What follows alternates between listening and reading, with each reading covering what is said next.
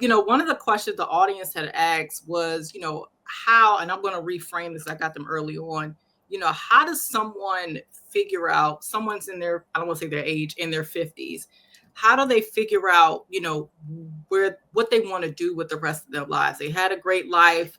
They've gotten these degrees. They've, worked very well and things like that. So how do they get, and what places, we had this argument debate, but what places can folks get still where they can really figure out, okay, Mm. this is where I need to be in the next step of my life? Like, how do people deal with that? Well, I mean, there's so much to that question you just asked.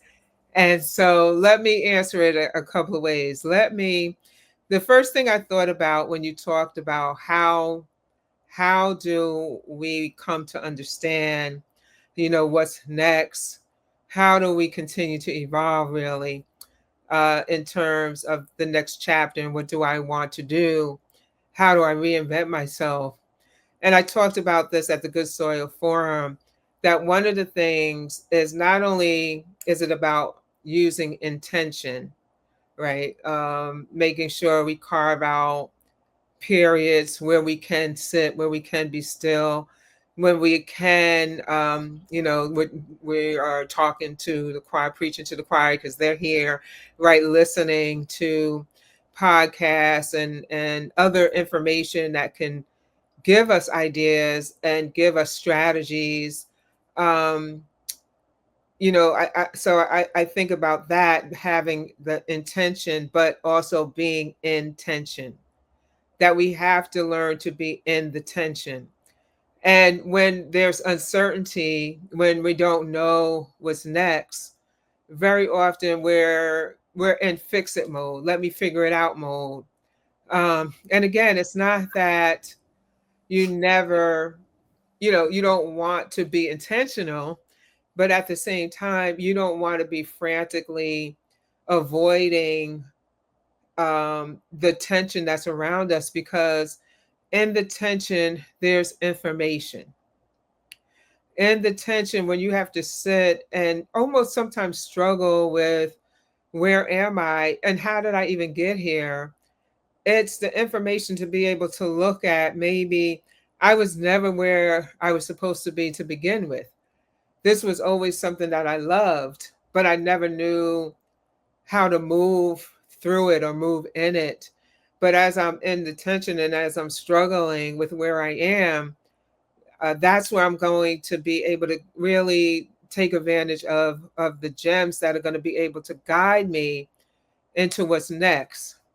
Um, I look, I'm hearing Sarah Jakes Roberts. I wish I could say that better, uh, and I wish we could go deeper with it.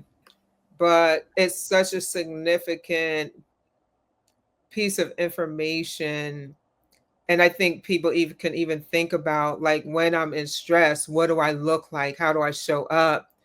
And am I still, or am I more frantic, or am I talking to him and her and everybody so they can give me the solutions? Do I have a posture of prayer?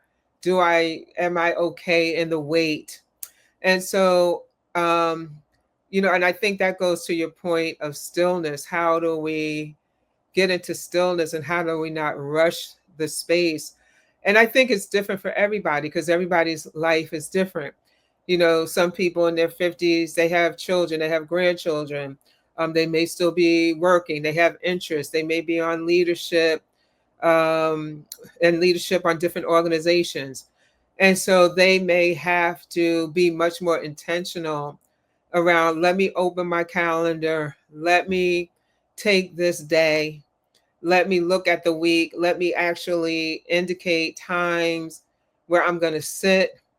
I'm going to just be still. I'm going to pray. I'm going to go to a park. I'm going to walk.